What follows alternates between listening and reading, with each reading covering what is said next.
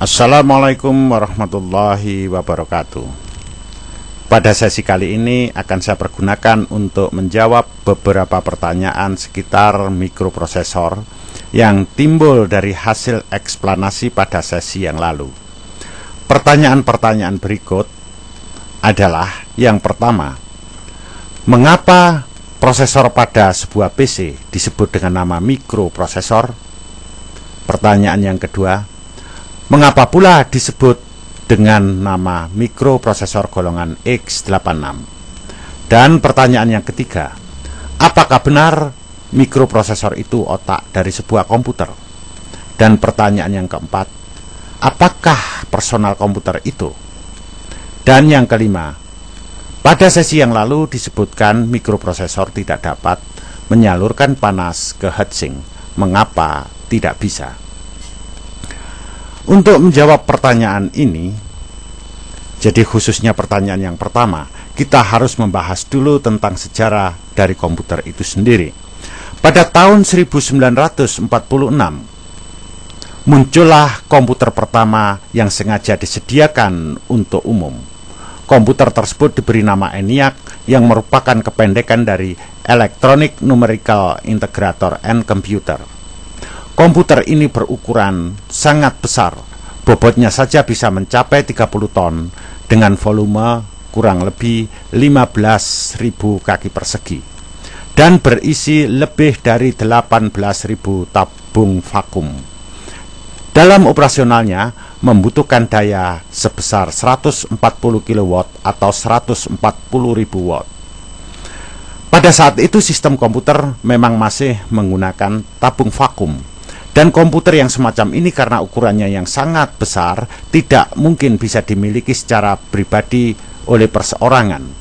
Dan biasanya hanya terdapat pada kantor-kantor atau lembaga-lembaga yang besar yang memiliki biaya tinggi.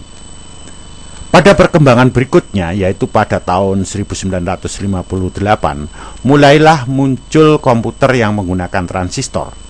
Karena transistor tersebut berukuran lebih kecil, sehingga ukuran komputernya pun menyusut jauh lebih kecil dari yang sebelumnya. Ukuran komputer ini terus berkembang dan terus menyusut menjadi lebih kecil. Hingga pada tahun 1978 muncullah mikroprosesor baru yang dibuat oleh Intel dan diberi nama 8086. Komponen-komponen penyusun prosesor ini, misalnya transistor, berukuran sangat kecil, jauh lebih kecil dari transistor yang sebelumnya, yaitu transistor diskrit. Nah, ukuran dari transistor tersebut sudah masuk dalam satuan mikrometer, jadi sangat kecil sekali, tidak mungkin bisa dilihat dengan mata. Prosesornya sendiri berukuran hanya kurang lebih setengah jari tangan orang dewasa. Perhatikan informasi di bawahnya. Selain mikroprosesor golongan 8086, beberapa tahun kemudian keluarlah versi-versi baru seperti yang tertulis dan terlihat pada layar Anda. Mikroprosesor ini, transistornya berukuran antara 3 mikrometer hingga 0,8 mikrometer. Karena komponen penyusun prosesor ini berukuran dalam satuan mikro, maka prosesornya sendiri disebut menjadi mikroprosesor atau prosesor mikro. Namun, ukuran transistor itu sekarang sudah tidak lagi dalam satuan mikrometer, tapi sudah memasuki ukuran nanometer, jauh lebih kecil. Namun, prosesornya tetap disebut dengan nama mikroprosesor mengacu nama awalnya. Demikian pertanyaan dari yang pertama, dan sekarang saya jawab pertanyaan yang kedua. Pertanyaan yang kedua, mengapa pula disebut dengan nama mikroprosesor golongan x86? Perhatikan pada layar Anda.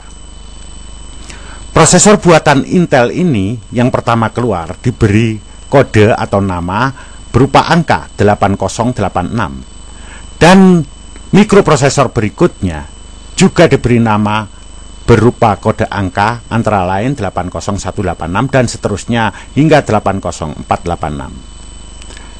Perhatikan di sini. Nama-nama ini selalu berakhiran dengan angka 86, sedangkan angka yang di depannya berubah-ubah.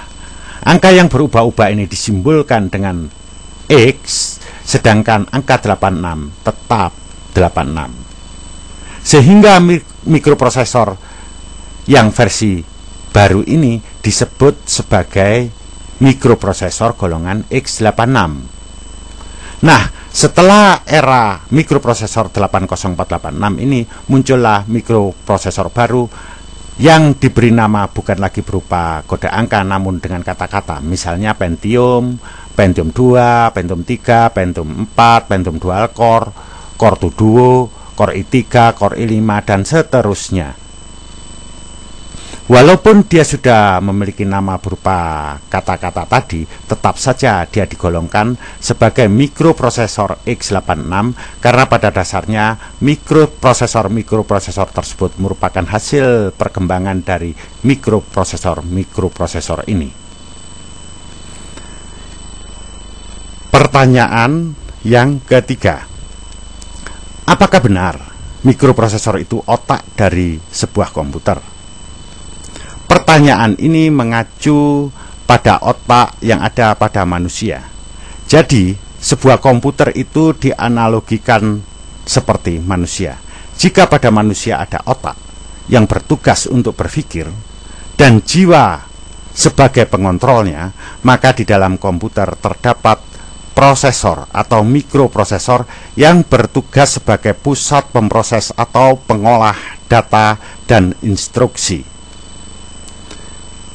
Prosesor inilah yang berpikir, dan kerja prosesor ini dikendalikan oleh software. Jadi tidaklah berlebihan apabila prosesor tersebut dikatakan sebagai otaknya komputer. Jadi jika dianalogikan dengan manusia, benar istilah ini. Dan software itulah sebagai jiwanya. Istilah otak komputer ini biasanya dipergunakan untuk mempermudah penjelasan agar orang-orang awam yang baru belajar komputer dapat memahaminya dengan cepat. Nah, pertanyaan yang keempat, apakah personal komputer atau PC itu? Seperti yang saya jelaskan tadi, pada awalnya komputer itu berukuran besar dan komputer ini tidak mungkin bisa dimiliki secara pribadi. Selain harganya yang sangat mahal, juga membutuhkan tempat yang sangat luas. Dan biaya operasionalnya pun sangat tinggi dan membutuhkan tenaga operasional yang cukup banyak, tidak hanya cukup satu orang, tapi bisa puluhan orang. Nah, pada perkembangan berikutnya ukuran komputer itu semakin mengecil hingga seperti yang kita dapatkan sekarang ini, di mana komputer-komputer itu sudah bisa kita miliki secara pribadi, ukurannya kecil, mudah dipindah-pindahkan dan harganya pun cukup murah. Karena komputer ini sudah bisa digunakan untuk kebutuhan pribadi, maka disebut dengan nama personal komputer yang bermakna komputer pribadi. Personal komputer ini juga banyak digunakan di kantor-kantor atau di rumah-rumah. Oleh sebab itu, disebut juga dengan nama komputer kantoran atau komputer kantor atau komputer rumahan. Jadi semua istilah ini sama saja. Dan pertanyaan yang kelima, pada sesi yang lalu disebutkan bahwa mikroprosesor tidak dapat menyalurkan panas ke heatsink. Rupanya pertanyaan ini pada sesi yang lalu dan telah saya lihat terucap pada akhir eksplanasi itu sendiri. Benar saya mengucapkan kalimat tersebut, yaitu tidak dapat menyalurkan panas ke heatsink. Apa yang saya maksudkan ternyata berbeda dengan apa yang saya ucapkan. Pada kalimat tersebut kurang dua kata, yaitu secara sempurna. Nah, kata secara sempurna ini tidak masuk dalam kata itu, sehingga hasilnya menjadi seperti yang Anda dengarkan. Jadi kalimat yang benar adalah tidak dapat menyalurkan panas secara sempurna ke heatsink. Jadi kayaknya lidah saya sedikit kepleset. Terima kasih atas revisi Anda ini. Untuk selanjutnya saya tunggu saran-saran dan revisi-revisi berikutnya. Demikian penjelasan saya. Semoga Anda dapat memahaminya. Wassalamualaikum warahmatullahi wabarakatuh.